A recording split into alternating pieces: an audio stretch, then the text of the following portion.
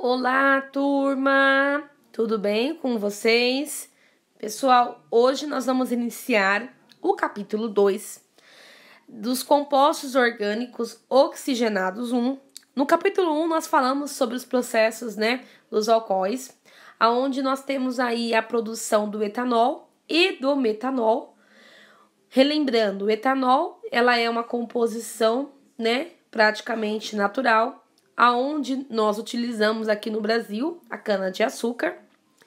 Nos Estados Unidos é utilizado aí o milho, o cultivo do milho, aonde desse processo, vai ser encaminhado para uma indústria, aonde vai ser retirado todo o líquido dessa estrutura, dessa composição, e vai juntar aí com leveduras, com micro-organismos, aonde vai passar por um processo de repouso chamado de fermentação alcoólica, aonde depois desse repouso vai formar o que nós chamamos de álcool ou até mesmo etanol.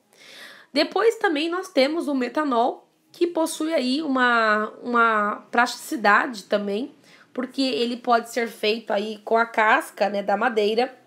Porém, o metanol ele possui aí algumas variações, em relação à sua promoção desse componente. Então, é necessário ser encaminhado, para a indústria, aonde ele vai precisar de um catalisador, de um elemento químico.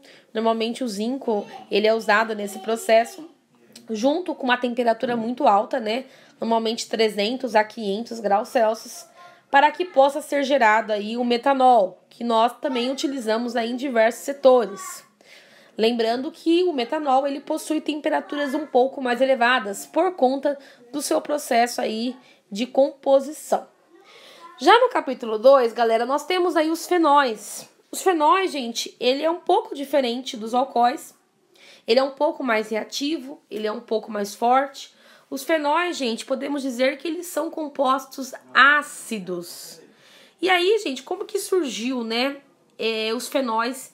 E como que surgiu esses processos ácidos? Qual foi a importância, de identificar um elemento que possui uma acidez? E aonde que eu vou utilizar essa acidez? Em que ela vai ser útil, no meu cotidiano? Então, no caso dos fenóis, existiu, na área da saúde, a necessidade, por conta das mortes, que ocorria naquela época. Isso foi em 1860, aonde os pacientes eram submetidos aí a procedimentos cirúrgicos por conta de suas doenças, por conta de alguns acidentes que ocorriam. E normalmente as pessoas, elas naquela época não tinham essa questão, de antisséptico, de cuidar, de alguns ferimentos, uma forma um pouco mais drástica, para tentar evitar aí alguns micro-organismos e algumas contaminações.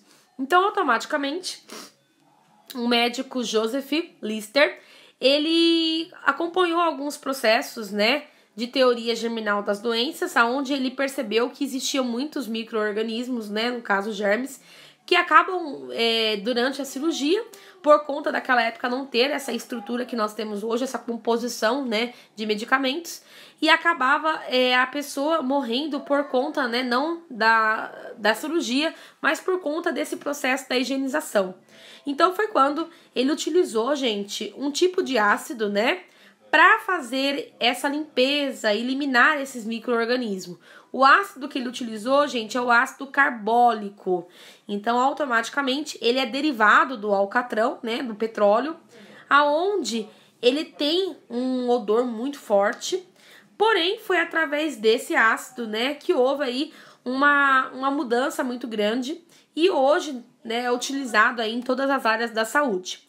Logicamente que naquela época ele usou uma quantidade até um pouco mais forte e hoje nós temos aí todos os meios, de preocupação com essa estrutura.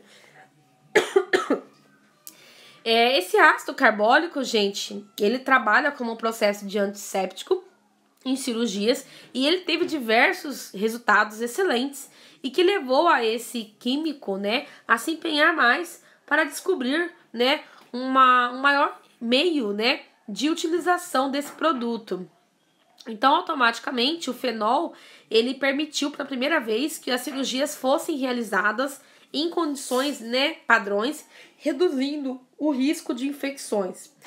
Depois, gente, o fenol, hoje, né, como eu falei para vocês, não é utilizado daquela forma que era utilizada, então diminuiu a quantidade.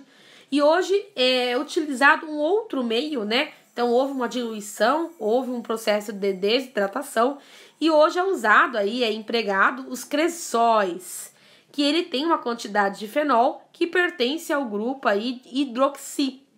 Esse grupo hidroxila, gente, ele é um pouco diferente dos alcoóis. Os alcoóis, o grupo hidroxila, ele é formado por OH. Já os fenóis, o grupo hidroxila, ele é ligado ao menos OH. E por ele ter um odor tão forte, por ser tão reativo, ele é formado por um anel benzeno. Então a gente consegue perceber aqui, gente, todos os anéis benzeno de A até D, todos eles ligados aí ao OH, tá? Então, ele não tem a capacidade que os alcoóis têm de ficar em cadeias abertas ou fechadas. Eles só estão presentes num único meio, numa única forma, que é o anel benzeno. Tá bom, galera?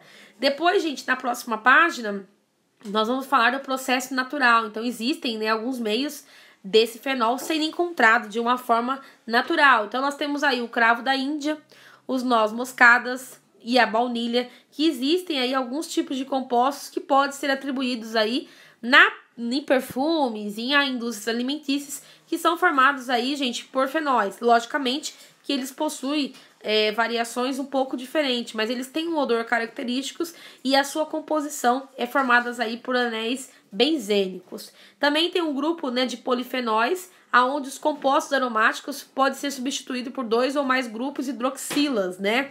E eles trabalham aí como antioxidantes. Então, quando vocês virem anéis benzenos que tem a formação de mais de 2 OH, é porque ali eu tenho um grupo de polifenóis aonde ele possui propriedades antioxidantes, tá bom? A baunilha, gente, que é muito usada aí no processo da alimentação, na preparação de bolos, né? Ela é formada aí, logicamente, quando chega pra gente, ela não vem de forma 100%, né, concentrada, ela vem, né, logicamente, de uma forma um pouco mais diluída, própria para aquele meio, né? O sabor de baunilha ela é usado em creme, chocolates, bolos, sorvetes, e ela tem, né, um odor um pouco mais característico, perfumado, que faz com que as pessoas utilizam isso para sintetizar um pouco aí o processo da alimentação. Na página 12, ele continua falando sobre esse sistema, mas ele fala da síntese, né? Então, automaticamente, quando nós temos, né, um processo 100% de fenol, ele passa por uma síntese, ele passa por um processo de diluição, aonde ele vai se diluindo até chegar numa condição específica para que possa ser utilizada aí no cotidiano. Então, nós temos a etapa 1, que é o benzeno mais o propeno, que vai ter um catalisador, H3PO4, sobre uma temperatura específica que vai formar o cumeno. O cumeno ele vai ser oxidado e ele também pode formar o hidroperóxido de cumeno. E depois ele também pode formar aí a propanona, que nós chamamos de acetona. Então, olha quantos meios, né, de diluição, de síntese que o benzeno precisou para chegar na acetona, que é o que nós utilizamos aí no nosso dia a dia. Quais são as propriedades, gente, físico-química desse sistema dos fenóis, né? Então, normalmente, ele pode ter, né, algumas variações, principalmente com o grupo dos alcoóis. Nos fenóis, ele está ligado ao anel benzeno, como eu falei para vocês, pelo grupo de menos OH. O AR, gente, ele significa, né, a representação do anel benzeno, tá? Do grupo aromático. Lembrando que os alcoóis, eles não têm o grupo aromático, tá? Eles podem ficar em cadeia aberta ou fechada, mas eles não podem ter aí o anel aromático. Solubilidade e temperatura de ebulição, tá? Então, no caso do fenol, ele tem uma capacidade semelhante aos alcoóis em alguns aspectos, tá? As moléculas dos fenóis são capazes de se interagir por meio de ligação de hidrogênio, fazendo com que os fenóis tenham temperaturas de ebulição mais altas que os hidrocarbonetos de massa molar. Então, aqui eu vou ter uma interação molecular através da minha massa, que vai fazer com que haja uma temperatura de ebulição muito alta. E automaticamente, gente, ele tem essa capacidade de ebulição em relação a todos os deles, mais de 60%, e em virtude dessas interações é possível, né, que esses fenóis sejam mais solúveis em água do que os hidrocarbonetos correspondentes. Então, a sua solubilidade diminui com o aumento do número de átomos. Então, tudo vai depender do tamanho da minha cadeia. Se a cadeia do fenol ela for muito grande, automaticamente vai diminuindo a solubilidade com a água, tá? Então, ela representa aí, de acordo com a cadeia, ela pode ser apolar. Então, tudo vai depender do tamanho da minha molécula, do tamanho do meu anel. E como que funciona a acidez, né, gente? A acidez dos fenóis. Eles são tão ácidos, gente, que existe um processo de conjugação dentre eles, né? Então, nós temos uma acidez que pertence aí ao grupo. Logicamente que quando eu tenho uma diluição, normalmente o ácido ele sempre vai ter aí uma presença de um outro sistema que seja base para que ele possa diminuir esse teor aí de acidez. Então aqui na imagem nós temos o fenol que é ácido junto com a água. Então ela forma um fenóxido e acaba tornando esse ácido um pouco menor no seu processo aí de acidez. Na outra imagem também nós temos o ciclo hexanol, com a presença da água ele se torna um pouco maleável, tornando aí o hidroxonônio, tá? Então existe aí algumas partes de acidez que faz com que essa acidez diminua, fazendo com que exista uma estabilização com o íon, né, com a carga negativa. Então, quanto mais estável for a base conjugada em meio aquoso, maior será a acidez do composto. Então, é necessário analisar toda essa composição para que não se perda também a acidez, né, gente? Existe um outro processo, né, de acidez que é chamado de polimerização. Normalmente, gente, existe praticamente todos os sistemas naturais, aonde que por si só o sistema ele vai escurecendo e vai perdendo todo o seu processo, né, de hidratação do seu corpo. Então nós temos aqui a imagem da maçã, que representa, de acordo com o tempo, ela vai perdendo aí a sua composição natural, tá? E isso ocorre através da polimerização, que é o escurecimento aí dessa fruta, desse sistema. A vitamina C ela vai se perdendo, né? Então automaticamente vai diminuindo aí o número de pH.